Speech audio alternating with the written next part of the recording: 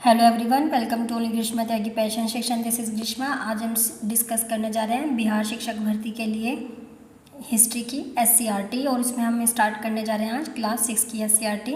और इसमें स्टार्टिंग के हम 3 चैप्टर डिस्कस करने वाले हैं, ठीक है, 1, 2 और 3 को। तो चलिए आज डिस्कस करते हैं इन चैप्टर्स को, और इसमें हम इम्पोर्टेंट पॉइंट ही देखने वाले हैं जो कि एग्ज़ाम के परस्पेक्टिव से मोस्ट इम्पोर्टेंट है। तो चलिए आज डिस्कस करते हैं चैप्टर 1 को, जिसका नाम है हमारा अतीत। तो इसमें देखते हैं क्या इंपॉर्टेंट पॉइंट आता है। पॉइंट आता है इसमें ऐतिहासिक काल। तो ऐतिहासिक काल क्या होता है कि जहाँ पर भी हमें ज़मीन के नीचे दबे हुए कोई पुराने अवशेष, सिक्के या कोई अभिलेख मिलते हैं, वही हमारा काल क्या कहलाता है, ऐतिहासिक काल कहलाता है। तो पहले लोग अपना जीवन कैसे व्यतीत करते थे? पहले वो शिकार करते थे, कंदमूल इकट्ठा करते थे, ठीक है, और बाद में उन्होंने क्या करना शुरू कर दिया था, खेती करना शुरू कर दिया था। जब पहले रहते थे तो गुफाओं में रहते थे, बाद में मकान बनाकर रहने लगे थे, ठीक है, फिर कपड़े भी पहनने लगे थे और औजारों का भी यूज़ करने लगे थे, और दूरस्थ स्थानों तक यात्रा के लिए क्या है, सवारी का यूज़ भी करने लगे थे बाद में, ठीक है, और व्यापार के लिए मुद्रा का यूज़ भी किया है, और राज्यों साम्राज्यों का भी गठन हुआ है बाद में, ठीक है। नेक्स्ट पॉइंट देखते हैं। इसमें नेक्स्ट पॉइंट आता है कि जो बाद के मानव थे उन्होंने आग जलाना भी सीख लिया था। तो मनुष्य ने ही पहला क्या किया था, आग का आविष्कार किया था। नेक्स्ट पॉइंट देखते हैं। इसमें नेक्स्ट पॉइंट आता है, इस वाले चैप्टर में इतने इम्पोर्टेंट पॉइंट नहीं है। अब देखते हैं हम सेकंड चैप्टर। यह है चैप्टर सेकंड और इसका नाम है क्या, कब, कहाँ और कैसे। तो इसमें हम देखते हैं इम्पोर्टेंट पॉइंट। तो फर्स्ट इम्पोर्टेंट पॉइंट आता है इसमें कि इतिहास को 3 कालखंड में डिवाइड किया गया था, प्राचीन, मध्य और आधुनिक, ठीक है, 3 काल थे इतिहास के। नेक्स्ट पॉइंट देखते हैं। इसमें जो आरंभिक चरण था उसे क्या कहा जाता है, ऐतिहासिक काल कहा जाता है। तो ऐतिहासिक काल में मनुष्य ने आग एवं पहिए का उपयोग सीख लिया था, ठीक है, खेती एवं पशुपालन भी सीख लिया था, और इसी समय गांव और कस्बों का और शहरों का भी विकास हुआ था। तो क्वेश्चन ये बन सकता है इससे कि मनुष्य ने खेती करना और पशुपालन करना कब सीख लिया था, तो ऐतिहासिक काल में ही सीख लिया था, ठीक है। और 6ठी शताब्दी ईसा पूर्व से सुसंगठित राज्यों का निर्माण भी हुआ था स्टार्ट, ठीक है, और 6ठी शताब्दी ईसा पूर्व तक आते आते क्या कर लिया था, छोटे छोटे राज्यों में अस्तित्व में आने लगे थे उस टाइम तक, ठीक है। नेक्स्ट पॉइंट देखते हैं। इसमें जब 11वीं शताब्दी आई थी तब नए सैन्य साधन हो गए थे और उन्नत उत्पादन के तरीकों का विकास हो गया था, ठीक है, और इस्लाम के माध्यम से नई विचारधारा का भी भारत में आगमन हुआ था। नेक्स्ट पॉइंट देखते हैं इसमें कि जब 18वीं शताब्दी आई थी तो मध्यकाल का क्या हो गया था, अंत हो गया था। नेक्स्ट पॉइंट देखते हैं। इसमें नेक्स्ट है कि आधुनिक काल का प्रारंभ 18वीं शताब्दी से स्टार्ट हुआ था, और उस टाइम पे क्या थी कि जो पश्चिमी देश थे हमारे, उनकी नई विचारधाराएं, नए प्रशासनिक व्यवहार भारत में आने लगे थे, और उस टाइम पे शिक्षा, स्वास्थ्य एवं संचार व्यवस्था एवं आवागमन में भी क्या हुई थी, विशेष प्रगति हुई थी। नेक्स्ट पॉइंट आता है उपनिवेशवाद। तो उपनिवेशवाद क्या है कि जो हमारे देश में आर्थिक संसाधनों के लाभ के लिए जो भी विदेशी काम करना चाहते थे उसे ही उपनिवेशवाद कहा गया है। नेक्स्ट पॉइंट देखते हैं इसमें कि जो हमारा देश है कब आज़ाद हुआ था, 1947 में आज़ाद हुआ था, और तभी क्या बना था, नया संविधान भी बना था।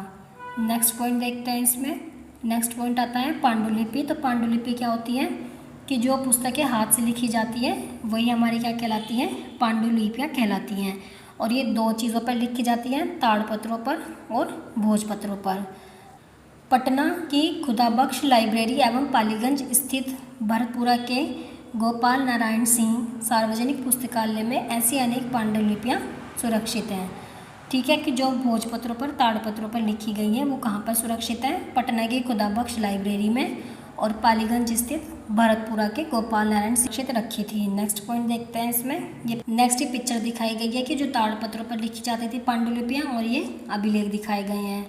तो पांडुलिपियाँ लिखी जाती थी ताड़पत्रों पर या भोजपत्रों पर, और जो अभिलेख थे वो क्या किए जाते थे कि पत्थर या धातु की सतहों पर क्या किया जाता था, नुकीले औजारों से बनाए जाते थे या कुछ उन पे लिखा जाता था, वही हमारे क्या कहलाते थे, अभिलेख कहलाते थे। नेक्स्ट पॉइंट देखते हैं इसमें कि ऐसी वस्तुएं जो पत्थर एवं ईंट से बनी इमारतों के अवशेष, औजार, हथियार, बर्तन, आभूषण, मूर्तियाँ एवं चित्र और सिक्के आदि आते हैं, ये सभी क्या हैं, पुरातात्विक स्रोत के रूप में जानी जाती हैं, ठीक है। नेक्स्ट है कि इसमें एग्जाम्पल भी दिए गए हैं कि कोई सिक्का या मुद्रा है पुरानी या मृत भांड है कि क्या है, हमारे पुरातात्विक स्रोत हैं। नेक्स्ट देखते हैं पुरातात्विक वस्तुएं हैं। तो पुरातात्विक वस्तुओं में मछली या उनकी हड्डियां भी मिलती हैं, ठीक है। और क्या मिलता है इसमें, और इसमें मिलता है पांडुलिपि में अभिलेखों, सिक्कों और पुरातत्व से संबंधित अन्य स्रोतों के आधार पर पुरातात्विक इतिहास के अतीत का अध्ययन करते हैं और इन्हीं स्रोतों को क्या कहते हैं, अतीत की व्याख्या भी इनके माध्यम से की जा सकती है। तो जो सिक्कों का अध्ययन है वो क्या कहलाता है, मुद्रा शास्त्र कहलाता है। नेक्स्ट पॉइंट देखते हैं इसमें। नेक्स्ट पॉइंट आता है कि जो भी पुराने समय में चीज़ें निकाली जाती थी खुदाई करके, तो उन सभी चीज़ों का जो समय निर्धारण है किसके द्वारा किया जाता था, रेडियो कार्बन विधि द्वारा किया जाता था या कार्बन 14 विधि द्वारा किया जाता था, ठीक है। नेक्स्ट पॉइंट देखते हैं इसमें तिथियों का मतलब। तो जो तिथियां हैं वो किस तरह से प्राचीन भारत में थी, तो उस टाइम पे गणना करने के लिए यूज़ की जाती थी विक्रम संवत और शक संवत। तो जो ईसा पूर्व के पहले का टाइम था उसे क्या कहते थे, हम BC कहते थे, यानी कि बिफोर क्रिस्ट, ठीक है। और जो बाद का टाइम था उसे क्या कहते थे हम, AD, ठीक है, यानी कि एनो डोमिनी, ठीक है।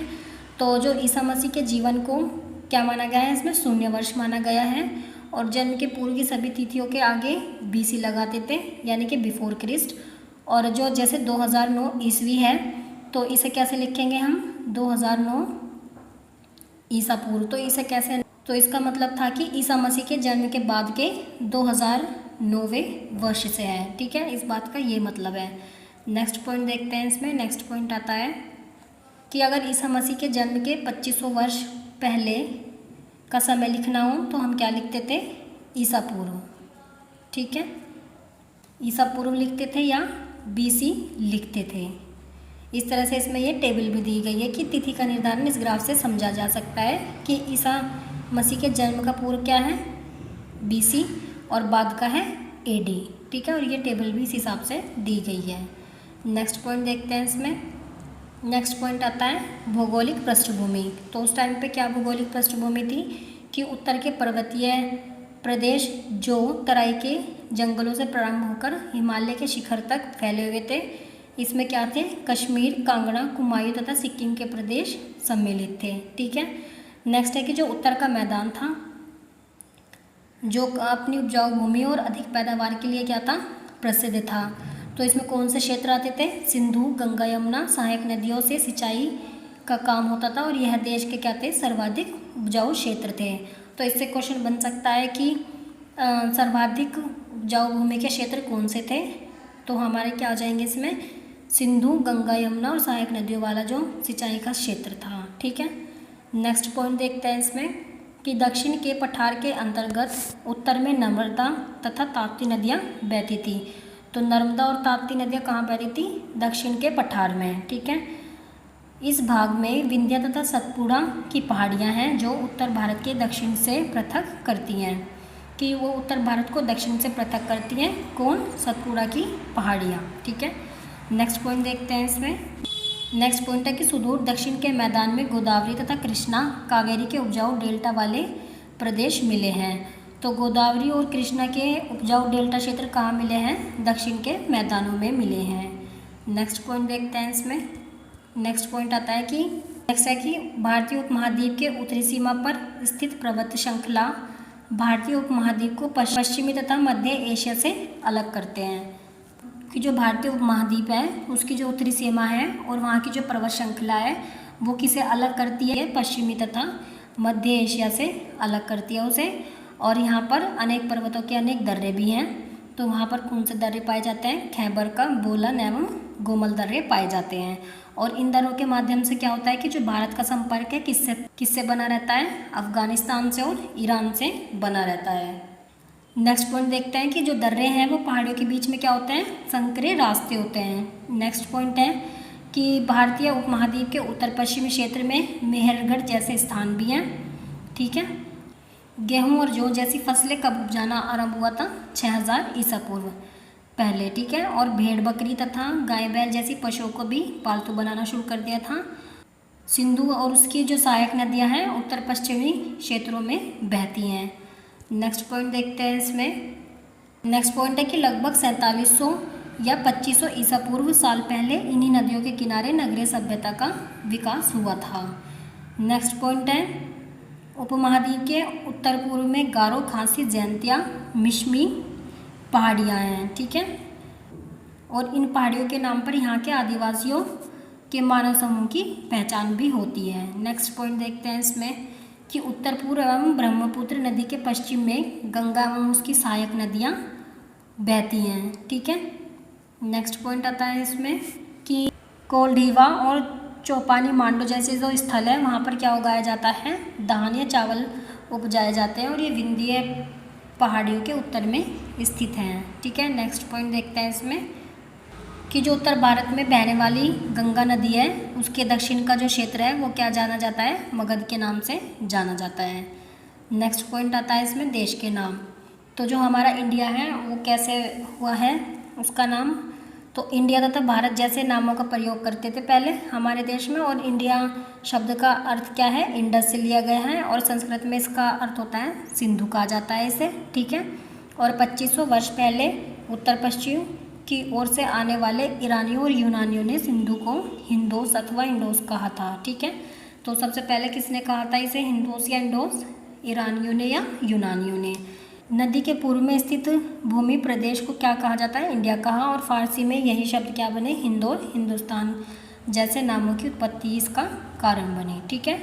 तो हिंदू और हिंदुस्तान कैसे शब्द हैं, फारसी शब्द हैं। नेक्स्ट देखते हैं नेक्स्ट चैप्टर, चैप्टर 3। नेक्स्ट है चैप्टर 3 जिसका नाम है प्रारंभिक समाज। तो इसमें देखते हैं क्या इंपॉर्टेंट पॉइंट है कि जो आरंभिक मानव के बारे में जानकारियाँ कैसे मिलती हैं वो देखते हैं इसमें। तो फर्स्ट पॉइंट आता है इसमें कि भारत में आरंभिक मानव कहाँ रहते थे। हमें जो पुरातत्ववेत्ता थे उन्होंने कई मानव की बस्तियाँ मिली हैं और वे कहाँ पर रहते थे, तो वो कहाँ रहते थे, गुफाओं में रहते थे। और वहाँ पर जानवरों और लोगों की हड्डियाँ भी मिली हैं, ठीक है। और उनमें गुफा ही उनका क्या थी, बसेरा थी। और मध्य प्रदेश में भीमबेटका, बुढ़नी और पंचमढ़ी, भेड़ाघाट और महेश्वर उन स्थलों के उदाहरण हैं, ठीक है। और कई पुरास्थल नदियों और झीलों के किनारे पाए गए हैं। नेक्स्ट पॉइंट देखते हैं इसमें। नेक्स्ट पॉइंट आता है आरंभिक मानव की जीवन शैली। तो आरंभिक मानव की जीवन शैली कैसी थी कि जो 20-30 लोग थे, छोटे छोटे झुंडों में रहते थे और जंगल में हिरन, भैंसा, शेर, खरगोश आदि जानवरों का शिकार करते थे और नदियों और तालाबों से मछलियाँ पकड़ते थे और मधुमक्खी के छत्तों से शहद भी इकट्ठा करते थे, ठीक है। और पेड़ों के फल तोड़ लाते थे, पौधों की मीठी जड़ें और कंदमूल, आलू, शकरकंद जैसे खोद लाते। तो इन्हीं सब चीज़ें वो खाते थे, यही सब चीज़ें। और ज़्यादातर कंदमूल पर ही रहते थे और थोड़ा बहुत मांस भी खाते थे। नेक्स्ट पॉइंट देखते हैं इसमें। तो आरंभिक मानव किस तरह रहते थे, गुफाओं में रहते थे, 20-30 के ग्रुप में रहते थे। नेक्स्ट पॉइंट आता है इसमें। नेक्स्ट पॉइंट है कि आरंभिक मानव को पहनने की चीज़ या तो वो जानवरों की खालें पहनते थे या पेड़ों से पत्तों की छालों को पहनते थे, ठीक है। और गुफाओं में रहते थे और पेड़ों की डालियाँ या पत्ती से छोटी छोटी झोंपड़ियाँ बनाकर रहते थे। वो आग जलाना सीख गए थे, उनके घरों में चूल्हे भी मिले हैं और लोगों के झुंड में महिलाएं भी और बच्चे भी रहते थे। पुरुष शिकार करने जाते थे और महिलाएं क्या करती थी, कंदमूल, फल और अन्य जंगली अनाज इकट्ठा करती थी।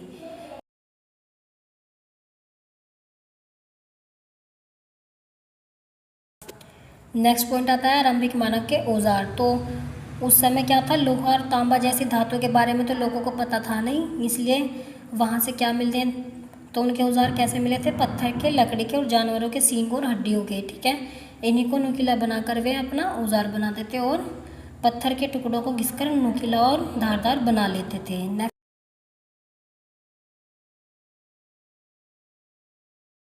नेक्स्ट पॉइंट है कि जो भीमबेटका की गुफाएं थी उनमें चित्र कैसे पाए गए थे, बैल के, गाय, भैंस, हिरण आदि के चित्र पाए गए थे। नेक्स्ट है कि पैसरा का सूक्ष्म निरीक्षण। तो पैसरा बिहार की क्या है, मुंगेर जिले में स्थित है और यहाँ पर आरंभिक मानव ने संबंधित पुरास्थल मिले हैं और पैसरा संभवतः आवास और निर्माण का स्थल था, ठीक है। नेक्स्ट पॉइंट देखते हैं इसमें। नेक्स्ट पॉइंट आता है कि आरंभिक चरण को पूरा पाषाण काल कहते हैं, ठीक है। और इस समय शिकारी लोग भोजन संग्राहक के रूप में अपना जीवन बिताते थे। आग का आविष्कार एवं स्थायी आवास इसी काल में उन्होंने शुरू किया था। तो आग का आविष्कार और स्थायी आवास किस काल में आता है? पूरा पाषाण काल में आता है। नेक्स्ट बात करते हैं मध्य पाषाण काल की। तो इस काल में पर्यावरणीय बदलाव आए थे, वातावरण में क्या है, गर्मी बढ़ी थी, जिसके कारण गेहूँ, जौ, मंडुआ जैसे अनाज स्वयं उग आए तथा कई क्षेत्रों में घास वाले मैदान भी बनने लगे और घास पर आश्रित शाकाहारी जानवरों की संख्या इस वजह से बढ़ने लगी थी और अच्छे औजार भी इस टाइम पर बनाए गए थे। नेक्स्ट पॉइंट देखते हैं इसमें कि पाषाण काल का अंतिम चरण नवपाषाण युग से जाना जाता है और इस युग में क्या था कि उनके रहन सहन तथा कला कौशल में बदलाव आ गया था। आप इसके विषय में क्या है नेक्स्ट चैप्टर में पढ़ेंगे और इसका काल माना गया है 8000 साल से 3000 साल तक। नेक्स्ट आ गई है इसमें एक्सरसाइज। तो आई होप आपके लिए वीडियो हेल्पफुल रही होगी। अगर आपको वीडियो हेल्पफुल लगी है तो वीडियो को लाइक करें, शेयर करें और कमेंट में ज़रूर बताएं कि आपके लिए वीडियो कितनी हेल्पफुल रही है और चैनल को सब्सक्राइब करें ऐसी ही वीडियोस के लिए।